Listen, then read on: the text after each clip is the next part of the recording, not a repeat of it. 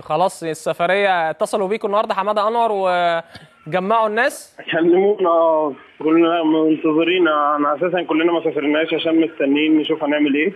لكن تقريبا الموضوع اتحل بقى، مجلس الاداره او مش عارف المشكله اللي كانت موجوده دي، واتصلوا بينا ومسافرين دلوقتي الساعه 11 ونص ان شاء الله الطياره. الأجازة باظت يا نجم. مفيش اجازه بقى يا كابتن، هنعمل ايه؟ بقول لك كنت رايح فين في الأجازة ال 48 ساعة اللي انتوا خدتوهم راحة؟ انا ما رضيتش اسافر، كنت اروح المنصوره عند اهلي وكده. بس استنيت عشان لو جالك تليفون ولا حاجة. بالظبط. يعني. والتليفون جه. طيب امبارح انا كنت يعني بتفرج على ماتش الترسانة، وبعدين في برنامجنا هنا في كورة كل يوم جبنا لقطات ليك الكورة اللي انت ضيعتها في العارضة، كنت حاططها حلوة قوي. والله يا كابتن. وحاططها جميلة، يعني انت مش غلطان فيها. لا اصل انا كنت قاري ان عمر ممكن يلعبها لتحت، فجيت في المكان ده يعني. حطيتها في المكان ده لان عكس اتجاه الجون كانت هتبقى اصعب حاجه عليه، يعني انا اخترت المكان ده لان الناحيه اللي جاي منها الكوره عكس اتجاهه كده، لان عكس اتجاهه كان اصعب حاجه على حارس المرمى. حاططها حلو قوي. انا امبارح حتى قلت ابراهيم حاططها بمعلمه وجميله جدا، ولكن حظه وحش. الماتش اللي قبليه استناني بس انا جايلك في الكلام، اصبر عليا.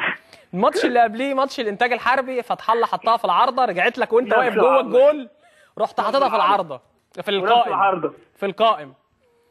من اسبوعين ولا من 10 ايام رحت عامل حادثه ولابس، والعربيه اتدشدشت والمنصوره والدنيا اتقلبت. يعني لازم نذبح بقى كده. في ايه غلط يا هيما؟ بقول لك يبقى لازم نذبح. في حاجه مش مظبوطه يا نجم، وانا حتى امبارح قلت في حاجه مش مظبوطه. ابراهيم صلاح هو اللي هيجاوبني ايه اللي مش مظبوط.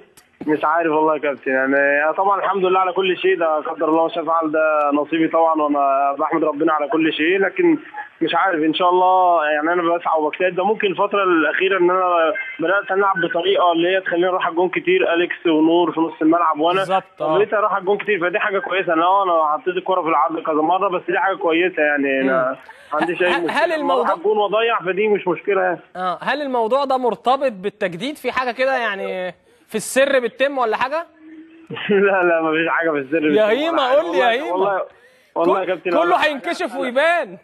انا في الفتره الاخيره كان جاي العرض من حاجه كويسه، يعني مش هكذب عليك، في اوروبا. وانا يعني انا بصراحه مش عايز اكون موجود مع نادي الزمالك. كنت اتكلم مع كابتن حماده في الكويت، اقول له يبلغ الناس ان انا عندي عرض، هم مستنيين مني الرد في الايام اللي جايه دي. انا يعني صابر لاخر لحظه واشوف الوضع ايه، لكن مش عارف بصراحه الوضع ايه، لان ما فيش حد بيكلمني ولا اي حاجه. عرض كويس من اوروبا يعني. ان شاء الله. ما تقوليش اسم النادي، لكن في دوله ايه؟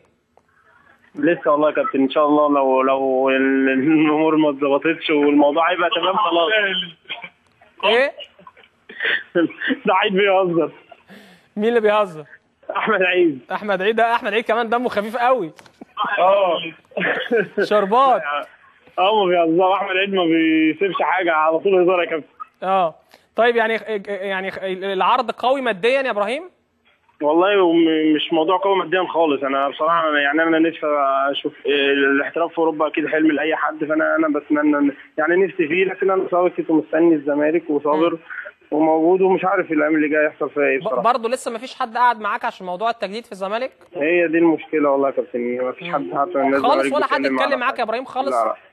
لا كلام اللي هو الطبيعي، اللي هو كل شهرين كان حد بيقول لي كلمتين وخلاص على كده. لكن لسه ما فيش جديد يعني. ما فيش حاجه بشكل جد اللي هو يبقى يعتبر. حتى موضوع صبري الناس كلها شايفه ان صبري راح الاهلي راح مضى. ما المشكله برضو عشان الناس تعذر ان المشكله مش في اللعيب، الناس ما فيش حد بياخد خطوه جديه مع اي حد. يعني انا بالنسبه لي موجود، انا بقالي 5 شهور ممكن امضي في اي مكان والعب، وما عملتش كده خالص، ومركز ومستني نادي الزمالك. بس يعني على الرغم من ده ما فيش حد بيكلمنا في حاجه، وما حدش بياخد معانا خطوه ايجابيه خالص. كلمت مع صبري رحيل وسالته عن موضوع الاهلي والكلام اللي بيتقال؟ مش هو احنا بناخدها بشكل هزار وبتاع، لكن اكيد طبعا هو كل واحد شايف عارف مصلحته، ايه اللي هيحصل وايه اللي هيتم بالنسبه له، وايه اللي هيكون ليه كويس. يعني انا ما اعرفش بصراحه ايه اللي حصل في الموضوع بتاعه. لكن انا بالنسبه لي انا مستني، وكنت انا حابب اكون موجود في نادي الزمالك، فانا مستني لاخر الوقت واخر لحظه ان انا اكون موجود. الحساب في البنك اتدفى النهارده شويه؟ والله يا كابتن الناس فاكره احنا عندنا مشكله ان موضوع النت بقى اليومين دول، وازمه المستحقات اتفكت، وازمه انا مش عايز اقول لك يا كابتن، يعني لو قلت لك بالارقام هتضحك علينا. يعني انا عارف الارقام بسيطه جدا. 25,000 جنيه مثلا من 10 شهور. يعني انا الناس كلها فاهمه موضوع ازمه المستحقات اتفكت، وخدتوا مستحقات ان الموضوع لا ده احنا واخدين يعتبر 5% من ال 75%، فدي حاجه مشكله كبيره يعني.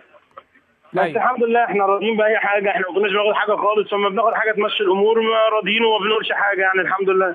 كابتن احمد حسن جاي معاكم الكويت ولا لسه تعبان؟ شفته. لا احمد حسن موجود هنا في المطار.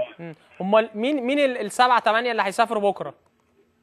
هو تقريبا انا بيقولوا الجهاز تقريبا، لان التيكت بتاع الطيران طبعا عشان اتغير من امبارح فما فيش اماكن موجوده، فتقريبا يعني الجهاز بكره تقريبا. الجهاز بكره يعني، لكن كل اللاعبين النهارده. ومستر فيرا انا عرفت ان هو سافر هو ومراته. كان موجود، اسرته تقريبا كانت اسبوع على الكويت، فهو سافر من امبارح تقريبا. يعني نتمنى لك التوفيق يا ابراهيم.